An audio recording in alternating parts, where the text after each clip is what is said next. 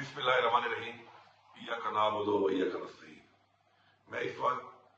پاکستان میں رہنے والے تمام پاکستانیوں سے اور پوری دنیا میں جتنے بھی وسیع پاکستانی ہیں ان سے مخاطب ہوں۔ عمران خان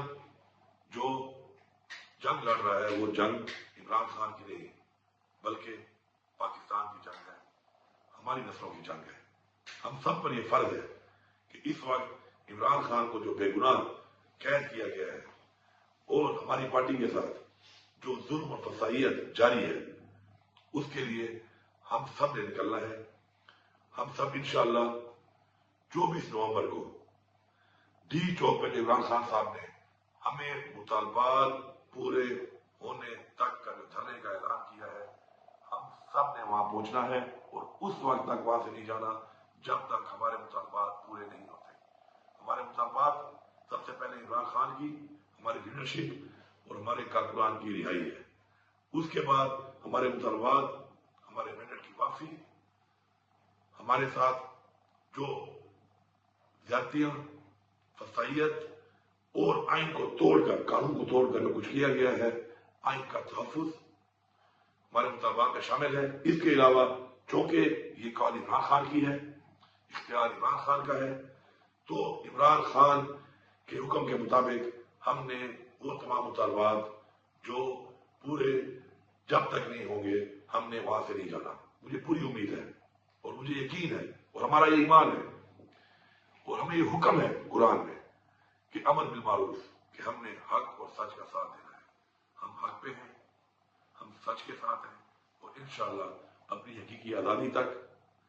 اپنے مطالبات کی منظوری تک اور اپنے آنے والی نسلوں، اپنے پاکستان کے آئین کے تحفظ کے لیے انشاءاللہ ہم ہر حد تک جائیں گے اور انشاءاللہ یہ جنگ انشاءاللہ ہم جیتیں گے بھرپور طریقے سے۔ آپ جہاں پر بھی ہیں اوورسیز پاکستانی، جہاں جہاں بھی آپ کے پروٹیسٹ ہو رہے ہیں، بھرپور طریقے سے شرکت کرنی ہے آپ نے، اور پاکستان کے تمام لوگوں نے، سب نے ایک ہی منزل ہے ڈی چوک، جہاں پر ہر صورت میں پہنچنا ہے۔ جتنی بھی رکاوٹیں ہوں آپ اس کا مقابلہ کرنا ہے۔ اور میں آخر میں اس حکومت کو وارننگ دے رہا ہوں کہ آپ ہمارے اوپر شیلنگ کرتے ہیں، ہمارے اوپر ربڑ بلیٹس چلاتے ہیں، ہمارے اوپر آپ بے انتہا تشدد کرتے ہیں، ہمارے راستوں میں خندقیں کھودتے ہیں، کنٹینر کھڑے کرتے ہیں